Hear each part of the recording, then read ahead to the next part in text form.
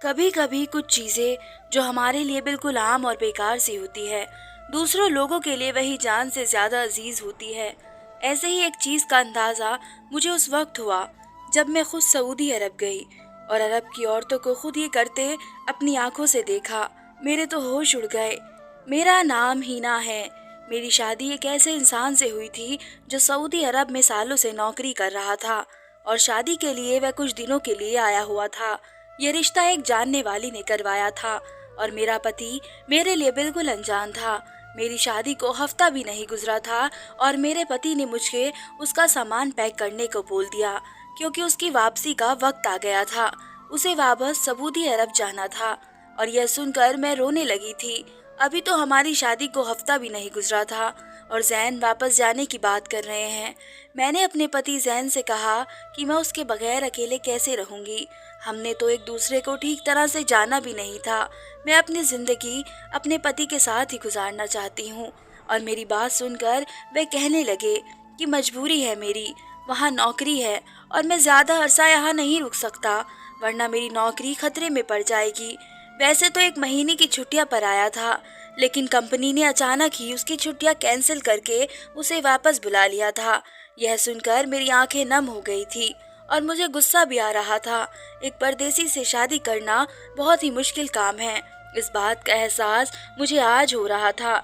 मुझे सामान बांधने के लिए कहकर जैन बाजार चले गए और कोई 10 किलो से भी ज्यादा फिटकरी खरीद कर लाए और कहने लगे इसे भी मेरे सामान में रख दो। इतनी सारी फिटकरी देखकर मैं हैरान हो गई और मैंने कहा कि आप वहां जाकर इसका क्या करेंगे? ये तो बहुत सारी है, इसे तो आपके सामान का वजन भी बढ़ जाएगा और ऊपर से पैसे भी भरने पड़ेंगे। क्या वहां भी हमारे इलाके की तरह पानी गंदा आता है? मैंने अपनी समझ के हिसाब से बात की थी क्योंकि मेरी अम्मी हमेशा ही पानी के कूलर में फिटकरी डाला करती थी और पानी बिल्कुल साफ हो जाया करता था। मेरी बात सुनकर जैन हंस पड़े और कहने लगे ये तुम्हारे इलाकों में पानी साफ करने के लिए इस्तेमाल की जाती है, पर वहाँ तो एकदम पानी साफ आता है। सऊदी औरतें इसका कुछ और इस्तेमाल करती है जो मुझे नहीं पता है, लेकिन मुझे ये मालूम है कि वहाँ इसकी बहुत अहमियत है। सऊदी औरतें फिटकरी को खरीदने के लिए तड़पती हैं। हर सऊदी औरतों के घर ये लाजमी मौजूद होती है। मैं जब भी जाता हूँ वापस फिटकरी जरूर लेकर जाता हूँ। जैन की बात सुनकर मैं हैरान रह गई थी। यहाँ तो हर दुकान पर ही फिटकरी आम तौर पर मिल जाती है, लेकिन उस वक्त मेरा मसला फिटकरी नहीं बल्कि जैन की जुदाई थी। मैंने उनके सामान में फिटकरी रख दी थी। मैंने रोते हुए उससे कहा जितनी जल्दी मुमकिन हो सके वह मुझे अपने पास बुला ले। मेरे आंसू रुकने का नाम नहीं ले रहे थे। अभी तो हम दोनों ने अपनी खूबसूरत जिंदगी की शुरुआत की थी और इतनी जल्दी जुदाई का वक्त भी आ गया था। पति के बगैर ससुराल में रहने का सोचकर मुझे परेशानी हो रही थी। मुझे उस तरह रोता हुआ देखकर जैन कहने लगे तुम ज्यादा परेशान ना हो, वहां जाकर मैं तुम्हें बुलाने का इंतजाम कर लूंगा। मैं जानती थी ये सब झूठे बहाने हैं, लेकिन सिवाय आंसू बहाने के मेरे पास और कोई रास्ता नहीं था। मेरी सास ने तो मेरे आंसू को भी ड्रामेबाजी करार कर दिया था। उनका कहना था कि वह भी तो सालों से अपने बेटे की जुदाई बर्दाश्त कर रही है। खैर, जैन मुझे छोड़कर चले गए थे, लेकिन जब भी उनका फोन आता मैं रोज तारो कतार रोती। उनकी माँ फोन पर भी उनसे मेरी बेशुमार बुराइयां करती। मैं उन सब बातों से तंग आ गई थी और फिर उन्होंने मुझे एक दिन बताया कि वह मुझे अपने पास सऊदी अरब बुला रहे हैं। वह सारी कार्यवाही कर चुके थे। उन्होंने मुझे कागजात भी भेज दिए थे। यह सुनकर मैं खुश हुई। वही मेरी सास के चेहरे का रंग बदल गया, लेकिन मैंने उनको नजरअंदाज करके जल्दी जल्दी जाने की तैयारी की। मैंने जैन से पूछा कि क्या आपके लिए कुछ लेकर आना है। जैन ने मुझे अपने साथ 15 किलो फिटकरी लाने को कहा। ये सुनकर मैं हैरान हो गई। क्या अभी कुछ दिनों पहले तो आप 10 किलो फिटकरी लेकर गए थे? 15 किलो फिटकरी तो बहुत ज्यादा होती है। मेरा अपना सामान भी अच्छा खासा था और फिर से 15 किलो फिटकरी रखने की वजह से मुझे ज्यादा वजन के पैसे भरने पड़ेंगे। और मैं सोचने लगी पता नहीं इतनी सारी फिटकरी का ये सऊदी औरतें करती क्या है। मेरे लिए इतना भारी सामान संभालना मुश्किल हो रहा था। कुछ ही घंटों के सफर के बाद मैं सऊदी अरब अपने पति के पास पहुंच गई। एयरपोर्ट पर जैन को देखकर मेरी खुशी की इंतहा न रही, मगर मेरे पति ने मुझसे पहला सवाल यही पूछा कि तुम फिटकरी लेकर आई हो। उनकी ये बात सुनकर मेरा दिल टूट गया। उन्हें मुझसे ज्यादा फिटकरी की फिक्र थी, जबकि मैं उनसे मिलने के लिए बहुत ही बेताब थी। मैंने खामोशी से फिटकरी निकाल कर उन्हें दे दी, लेकिन ना जाने वे किसी को दे आए थे। वापसी पर उनके पास काफी ज्यादा पैसे थे। वापस आकर वे मुझसे बहुत मोहब्बत से पेश आए थे। उसके बारे में सवाल पूछने का मौका ही ना मिला और ना ही याद रहा कि वह फिटकरी किसे और क्यों देकर आए हैं। जैन की प्यार भरी बातों में मैं सब कुछ भूल गई। सच कहूँ तो मुझे यकीन नहीं आ रहा था कि जैन ने मुझे अपने पास बुला लिया है। आने वाले 1 महीने में मैंने अपने पति के साथ बहुत ही अच्छा वक्त गुजारा, लेकिन 1 महीने बाद ही मेरे पति कहने लगे कि अब तुम्हें मैं यहाँ नहीं रखना चाहता। मेरे लिए ये मुमकिन नहीं है, तो बेहतर है कि तुम वापस लौट जाओ। जैन की बात सुनकर मेरे सर पर आसमान गिर पड़ा। आप कैसी बातें कर रहे हैं? मेरी आपके बगैर वहाँ क्या जिंदगी गुजर होगी? मैं तो अपने सब रिश्तेदारों को कहकर आई हूँ कि अब मैं हमेशा के लिए आपके साथ रहूंगी। वैसे भी मैं वहाँ जाकर क्या करूंगी? वे कहने लगे कि यहाँ खर्चा बहुत ज्यादा हो गया है और घर भेजने के लिए पैसे नहीं बच रहे हैं। उन्हें अपनी अम्मी बहनों का खर्चा भी उठाना है। अम्मी मुस्तकिल पैसों के लिए तगाजा करती रहती हैं और तुम्हारे यहाँ होने से मेरे सारे पैसे यहीं खर्च हो रहे हैं। मैंने नाराजगी से कहा कि अगर ऐसी बात है तो मैं भी यहीं कोई नौकरी कर लेती हूँ। मैं अपना खर्चा खुद उठा लूंगी, लेकिन अब मैं वापस नहीं जाऊंगी। मैं अकेले वहाँ जिंदगी नहीं गुजार सकती।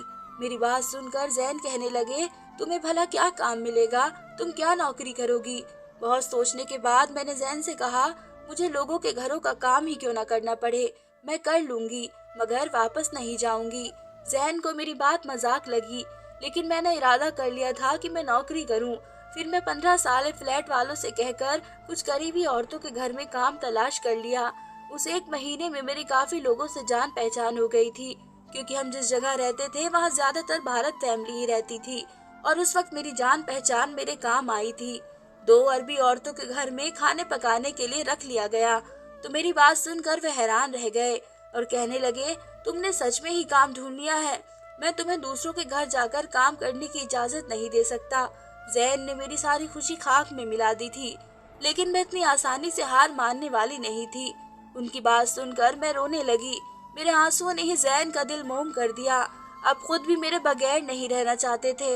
मैं अच्छी तरह जानती थी कि मेरी सास उन पर मुझे वापस भेजने के लिए दबाव डाल रही है, इसलिए वे मजबूरन मुझे वापस भेज रहे हैं। मैंने जानबूझकर इतना रोने का नाटक किया कि जैन ने मुझे काम करने की इजाजत दे दी। मेरी खुशी का ठिकाना ना रहा, क्योंकि अब मैं वहाँ हमेशा रह सकती थी। मैंने खुशी में जैन को गले लगा लिया और उनकी बाहों में हाथ डालकर मोहब्बत का इजहार किया। अगले दिन जैन दफ्तर जाते हुए कह गए कि अगर तुम्हें काम समझ आया तो ही करना, वरना पहले ही दिन वापस आ जाना। मैंने उन्हें बेफिक्र कर दिया और उनके जाते ही घर के सारे काम निपटा कर और फिर मेरी पड़ोसन मुझे उन औरतों के घर ले गई। घर क्या थे, आलीशान महल थे। मैं तो देखकर हैरान रह गई कि दोनों ही अरबी औरतें बहुत अच्छी और खुश अखलाक थी। उन्हें उर्दू समझ आती थी, लेकिन बोलनी नहीं आती थी। उन्होंने इशारों से मुझे समझा दिया कि मैं उन्हें किस तरह का खाना पका कर दूं। पहले ही दिन मैंने बावर्ची खाने में एक अजीब बात देखी। एक दिन बहुत बड़े डिब्बे में ढेर सारी फिटकरी के टुकड़े पड़े हुए थे। उसे देखकर मुझे याद आ गया कि मेरे पति ने भी तो इंडिया से इतनी सारी फिटकरी लेकर आए थे। पता नहीं मेरे पति ने उसके साथ क्या किया। ये अरबी औरतें आखिर इस फिटकरी का क्या करती है? लेकिन ये सवाल मैं किससे पूछती, क्योंकि इस घर में मौजूद जितने भी और मुलाजिम थे वह सब अरबी थे। यहाँ इंग्लिश भी किसी को नहीं आती थी और जैन पहले ही बता चुके थे कि उन्हें इस बारे में कुछ पता नहीं कि अरबी औरतें इसका क्या करती हैं। मैंने सोचने सोचने में 2 घंटे में खाना तैयार कर दिया और फिर दूसरी अरबी औरत के घर चली गई। वहाँ भी मैंने बिल्कुल यही चीज देखी। उसके बावर्ची खाने में तो पहले वाली से भी ज्यादा फिटकरी थी। कि आखिर माजरा क्या है? इंडिया में तो मैंने ऐसा कुछ नहीं देखा था। मुझे खाने पकाते थोड़ी देर ही गुजरी थी कि मेरी दूसरी अरबी मालकिन बावर्ची खाने में आई और उसमें फिटकरी का एक टुकड़ा निकालकर उसे तेल में भिगोकर एक कोने में ढक कर रख दिया। पता नहीं उसने ऐसा क्यों किया था, मुझे मालूम नहीं हो सका था। इसका अंदाजा छुपाने वाला था। मैं नहीं चाहती थी कि मैं उसकी तरफ देखूं। इस बात पर तो मैं और भी हैरान हुई थी। खैर, मेरा पहला दिन था, बहुत अच्छा गुजरा।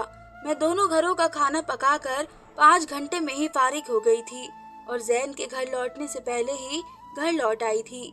खाना पकाने का मुझे हमेशा से ही बहुत शौक था, इसलिए ये काम मुझे बिल्कुल भी भारी मालूम नहीं हुआ।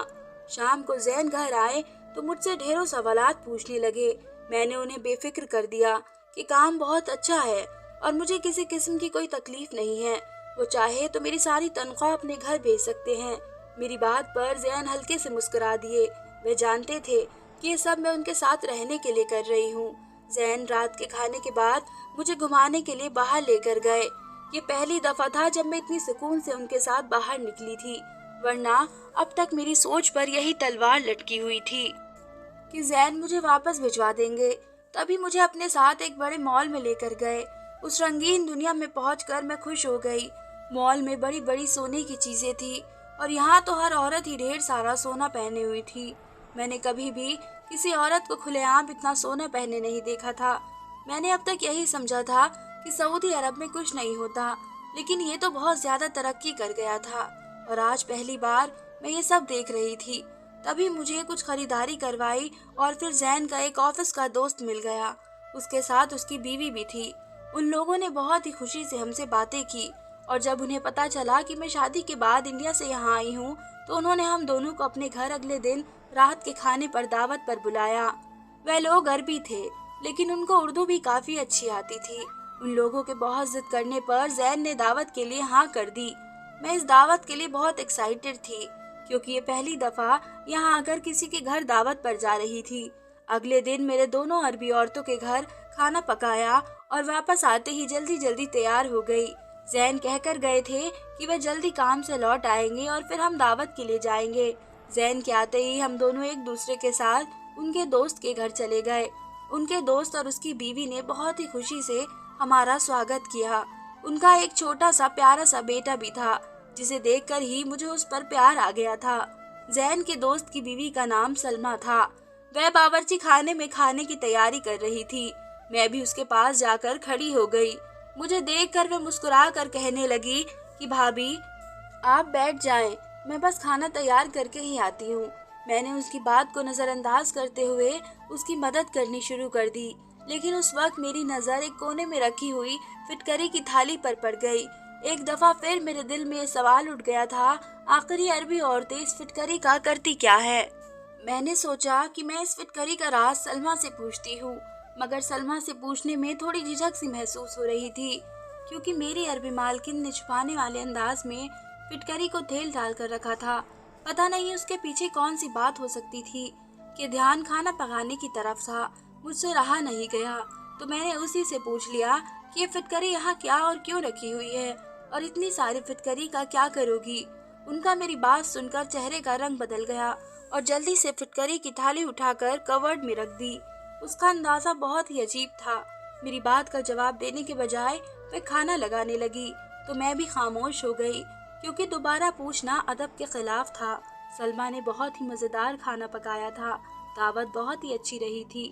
हम उन लोगों से इजाजत लेकर वापस घर लौट आए थे, लेकिन सारे रास्ते मेरे दिमाग में फिटकरी ही चलती रही थी।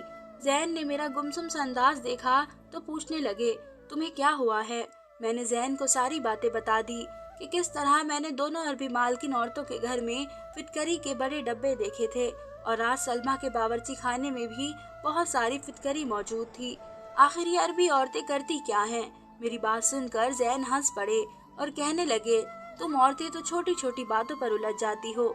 चलो मैं ही पता करके बताऊंगा कि इसके पीछे क्या राज है। दिन तेजी से गुजर रहे थे। मेरा काम बहुत अच्छी तरह जम गया था। मुझे उधर भी औरतों के घर खाना पकाने की आदत हो गई। मेरे मम्मी पापा अक्सर मुझे फोन करते थे। जब से मैं जैन के पास आई थी, मेरी अम्मी को सुकून हो गया था। मैंने अपनी अम्मी से कई दफा फिटकरी के बारे में बहुत से सवाल पूछे थे, लेकिन अम्मी को भी ज्यादा पता नहीं था कि फिटकरी में तेल मिलाकर क्या किया जा सकता है। ये बात मेरे लिए हैरत जैसी थी। मैं सऊदी अरब आकर पूरी तरह सेट हो गई। अब मुझे इंडिया वापस जाने की फिक्र नहीं रही थी। मेरा काम बहुत अच्छा चल रहा था। दोनों अरबी मालकिन मेरा ख्याल रखती। खाना भी बहुत ज्यादा पकाना नहीं होता, 3-4 खाने पकाने होते, वे भी थोड़े थोड़े। ऐसे करके कुछ दिन गुजर गए और जैन दफ्तर से लौटे तो मेरा हाथ पकड़कर बैठ गए और कहने लगे, आज मैं तुम्हारी परेशानी खत्म कर देता हूँ और तुम्हें फिटकरी का राज बताता हूँ। लेकिन अभी औरतें ये नहीं चाहती कि ये राज कभी किसी को पता चले, क्योंकि फिटकरी इस्तेमाल उनके खानदान से चलती आ रही है और वह इसे अपने तक महफूज रखना चाहती है। इसलिए सलमा भाभी ने भी तुम्हें इस बारे में कुछ नहीं बताया था। जैन की बात सुनकर मुझे परेशानी होने लगी कि आखिर उस फिटकरी से ऐसा भी क्या किया जा सकता है जो इस कदर छुपाने के लायक है। जैन कहने लगे कि हर इलाके में अपने रस्म रिवाज होते हैं और इसी तरह हर इलाके के टोटके और इलाज होते हैं। तुम भी जब से यहाँ आई हो तुमने बहुत सारी चीजें ऐसी देखी है जो इंडिया में नहीं होती, और जो चीजें इंडिया में होती है वह यहाँ नहीं होती। इस तरह फिटकरी का इस्तेमाल इंडिया में किया जाता है वह बिल्कुल अलग ही है, जबकि अरबी औरतें उससे बिल्कुल अलग किस्म का फायदा हासिल करती हैं, जो हैरान है। और अगर इंडियन औरतों को उसके बारे में पता हो जाए तो हर घर में ही फिटकरी के टुकड़े नजर आने लगेंगे। मैंने जैन को घूर कर देखा और कहा कि आप बता भी दे और कितनी पहेलियां बुझाएंगी। मेरी बात सुनकर जैन ने मुझे एक ऐसा राज बताया जिसे सुनकर मैं दंग रह गई। अपने 22 साल जिंदगी में मैंने आज तक फिटकरी का ऐसा इस्तेमाल नहीं सुना था। हैरानी से जैन से पूछा कि आप सच कह रहे हैं क्या? जैन कहने लगे, हाँ बिल्कुल ये बात सच है। मैं अपने एक अरबी दोस्त से पूछ कर आया हूँ और उसने मुझे ये सारी बातें बताई है। मेरा अरबी दोस्त वही है जिसे मैं इंडिया से फिटकरी लाकर महंगे दामों में बेचता हूँ। मेरे पति ने मुझे बताया कि अरबी औरतें पहले एक खास किस्म का तेल तैयार करती हैं, जो उन्होंने अपने बड़े बुजुर्गों से तैयार करना सीखा है। नारियल के तेल में कुछ मिलाकर ये तेल तैयार किया जाता है। उस तेल को तकरीबन 2 महीने तक रखकर तैयार किया जाता है और फिर फिटकरी को कई दिन रख दिया जाता है और उसके बाद रोज रात को उस दिन वाली फिटकरी को पीस कर इस्तेमाल किया जाता है। अरबी औरतें हर रात उसे अपने पेट और नाक में लगाती है और उनका मानना है कि इस तरह उनके पास बेटा पैदा होगा। और सुना है कि वाकई जो अरबी औरतें फिटकरी वाले पाउडर इस्तेमाल करती है उनके पास बेटों की पैदाइश होती है। ये बात मेरे लिए अनोखी थी और वाकई जैन ने ठीक कहा था। अगर इंडिया औरतों को इस बारे में पता चल जाता तो सब की सब औरतें इस टोटके को इस्तेमाल करना शुरू कर देती। मगर मुझे ये समझ नहीं आया था कि अरबी औरतें इस बात को इतना छुपा कर क्यों रखती थी। मेरी बात सुनकर जैन कहने लगे कि हर किसी के अपने तौर तरीके होते हैं और ज्यादातर औरतें बताना भी नहीं चाहती कि वह बेटे पैदा करने के लिए कोई टोटका इस्तेमाल कर रही हैं, खास करके अरबी औरतें। जैन की बात सुनकर मैंने अफसोस भरे लहजे में कहा कि मेरे पास तो अब फिटकरी नहीं है और ना ही मुझे तेल बनाने का तरीका आता है। मेरी बात सुनकर जैन हंस पड़े और कहने लगे, मुझे बस औलाद की ख्वाहिश है, चाहे वह बेटा हो या बेटी, इस बात से फर्क नहीं पड़ता। जैन की सोच जानकर मुझे बहुत ही खुशी का एहसास हुआ था कि दूसरे मर्दों की तरह उन्हें औलाद में बेटे की ख्वाहिश का इजहार नहीं किया था। मैं अभी तक दोनों घरों में काम कर रही थी और कुछ ही दिनों में मेरी दोनों मालकिन प्रेग्नेंट हो गई थी। मैं अपने तौर पर खुद से उनका ख्याल रख रही थी और हैरत की बात ये थी कि मेरी दोनों मालकिन के बेटे ही हुए थे। शायद उनका बनाया हुआ तेल वाकई कामदार था। कुछ ही दिनों में ऊपर वाले ने मुझे भी खुशखबरी से नवाज दिया था, लेकिन मैंने ऐसा कोई तेल इस्तेमाल नहीं किया था, फिर भी मुझे बेटा दे दिया था। बेटा या बेटी ये सब ऊपर वाले के हाथ में ही है, लेकिन हम इंसान हमेशा अपने तौर तरीके पर तब्दील करने की कोशिश करते हैं और अरबी औरतें भी ऐसे ही एक तब्दील इस्तेमाल कर रही थी। मैं ये बात तो नहीं जानती थी कि कितनी अरबी औरतों के घर फिटकरी मौजूद थी। क्या आप लोग भी बेटे के लिए इस तरह के टोटके इस्तेमाल करते हैं या फिर आपने कभी अरबी औरतों को फिटकरी के टोटके का सुन रखा है? कमेंट में अपनी राय जरूर बताएं और हमें बताएं कि क्या बेटी ही जरूरी है? अगर ऊपर वाला हमें बेटी देना चाहता है तो क्या उसमें कोई बुराई है? क्या आपके इलाकों में भी बेटों की पैदाइश के लिए ऐसे टोटके किए जाते हैं? धन्यवाद दोस्तों, उम्मीद करती हूँ आप सबको मेरी ये कहानी पसंद आई होगी।